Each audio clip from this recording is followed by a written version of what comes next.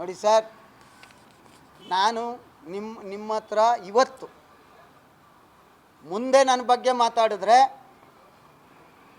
ನಾನು ಮಾತಾಡೋ ರೀತಿನೇ ಬೇರೆ. ಈಗ ಕೈ ಮುಗಿದು ನಿಮ್ಮ ಮೂಲಕ ಅವ್ರನ್ನ ಪ್ರಾರ್ಥನೆ ಮಾಡ್ತೀನಿ. ನಾನು ತಪ್ಪಿದ್ರೆ ಅವ್ರಿಗೆಲ್ಲ ರೈಟ್ಸು ಅದೇ ಇಂಡೋರಲ್ಲಿ ಕರೆದು ಕಪಾಲ್ ಕೊಡಿದ್ರು ಒಡಿಸ್ಕೋತೀನಿ.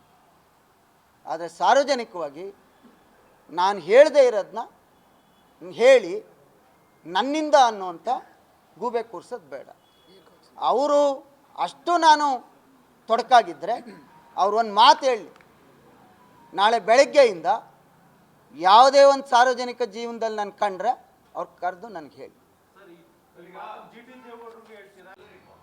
ಯಾರ್ಯಾರು ನಮ್ಮ ಪಕ್ಷವನ್ನು ಹಗುರವಾಗಿ ಮಾತಾಡ್ತಾ ಇದ್ದೀರಿ, 100 ಸರ್ಕಾರ ಇಟ್ಕೊಂಡು ರಾಜ್ಯದಲ್ಲಿ ಎಲ್ಲೂ ಹಾಕಲಿಲ್ಲ. 3 ಕ್ಷೇತ್ರಕ್ಕೆ ಮಾತ್ರ ಹಾಕಿದ್ರಿ. 2 ತಿಂಗಳು ದುಡ್ಡು ತಾಯಂದ್ರಿಗೆ 4,4 ಸಾವಿರ ರೂಪಾಯಿ.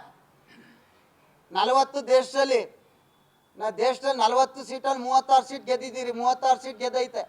ಎಲ್ಲವೂ ಆಡಳಿತಾರೂಢ ಪಕ್ಷವೇ ಗೆದ್ದಿರೋದು. ಸಂಚಿನಿಂದ ಆಸೆ ಆಮಿಷಗಳು ಸೇರಿಸಿ ಗೆದ್ದಿದ್ದೀರಿ. ಜನ ಆಶೀರ್ವಾದ. ಒಳ್ಳೆ ಕೆಲಸ ಮಾಡಿ. ಬೇರೆ ಪಕ್ಷನ ಯಾಕೆ ಟೀಕೆ ಮಾಡ್ತೀರಿ? ಒಬ್ರು ಹೇಳ್ತೀರಿ ನಮ್ಮ ಅವಶ್ಯಕತೆ ಇಲ್ಲ ಅಂತ ಹೇಳ್ತೀರಿ, ಒಬ್ರು ಹೇಳ್ತೀರಿ ಮುಳುಗೋಯ್ತದೆ. ಜನತಾ ದಳದಲ್ಲಿ ಇರ್ತಕ್ಕಂಥ ಒಬ್ಬೊಬ್ಬ ನಾಯಕರು ಕೂಡ, ಒಬ್ಬೊಬ್ಬ ಕಾರ್ಯಕರ್ತರು ಕೂಡ ಒಂದೊಂದು ಶಕ್ತಿ. ನೀವು ನಿಮ್ಮ ಪಕ್ಷ ಬಿಟ್ಟು ಬನ್ನಿ, ಗೊತ್ತಾಯ್ತದೆ ನೀವು ಎಷ್ಟು ಶಕ್ತಿವಂತರು ಅಂತ. ಮೆಂಬರ್ಶಿಪ್ ಮಾಡಿ ಅಂತ ಹೇಳಿದ್ದೀವಿ. ಕುಮಾರಣ್ಣರವರು ನನ್ನ ಮುಂದೆ, ನಿಖಿಲ್ ಅವ್ರ ಮುಂದೆ ಸುತ್ತಿದ್ರಾಗಲಿಲ್ಲ, ಪಕ್ಷ ಕಟ್ಟಬೇಕು ಅಂತ ಹೇಳಿದ್ದೀನಿ. ಅನೇಕರು ಅಲ್ಲೇ ಇದ್ರಿ. ಆಮೇಲೆ ನಾನೆಲ್ಲಿ ವಿರೋಧ ಪಕ್ಷದ ನಾಯಕನ ಮಾಡಿದ್ದೀನಿ ಅಂತ ಹೇಳಿದ್ದೀನಿ, ಮಾಡಿದ್ದಾರೆ ಅಂತ ಹೇಳಿದ್ದೀನಿ. ಅದರಿಂದ ಇಷ್ಟು ವರ್ಷ ಅವರು ನನ್ನ ಬಗ್ಗೆ ಏನು ಹೇಳಿದ್ರು ಇಲ್ಲಿವರೆಗೆ ನಾನು ರಿಯಾಕ್ಷನ್ ಮಾಡಿರಲಿಲ್ಲ. ಈಗಲೂ ಅವರನ್ನು ಕೈ ಮುಗಿದು ಪ್ರಾರ್ಥನೆ ಮಾಡ್ತಾ ಇದ್ದೀನಿ.